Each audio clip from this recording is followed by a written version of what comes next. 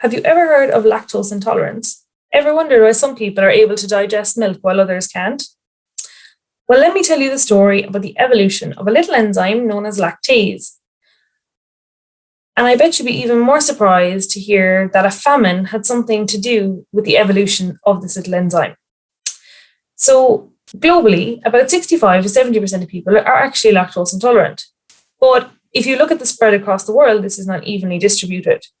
In Europe, only about 20% of people are lactose intolerant, while in Asia, Africa, and parts of South America, the percentage is as high as about 80%. So why is this the case? So let's go back to this enzyme lactase. So lactase is an enzyme that digests the sugar lactose, which is found in milk. So lactose is a sugar that is made up of two sugars bonded together. And the enzyme lactase breaks this bond and allows us to digest lactose. However, if you are lactose intolerant, your body does not produce the enzyme lactase, and therefore you cannot digest lactose. So what has all this got to do with an uneven distribution? So mammals will drink milk as a baby. So lactase is really important in their diet. But most mammals then after about a year will stop producing milk and they'll stop drinking milk. And so the enzyme lactase then no longer becomes important in their diet and it stops working.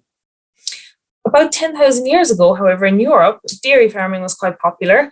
And some of the dairy farmers started drinking milk because of its high nutritional content. And they found that during times of famine, the people who were drinking milk, while they may have felt the side effects of lactose intolerant because they would have been at the time, they still survived because of the other nutritional qualities in the milk.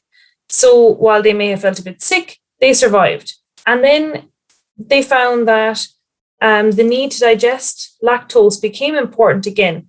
So a mutation developed in the body where the enzyme lactase actually kept working on into adulthood. And so these people who had this mutation were able to digest lactose as an adult, and this became genetically advantageous. So it got passed down through the generations. And it's actually known as one of the fastest evolutionary mutations in human history.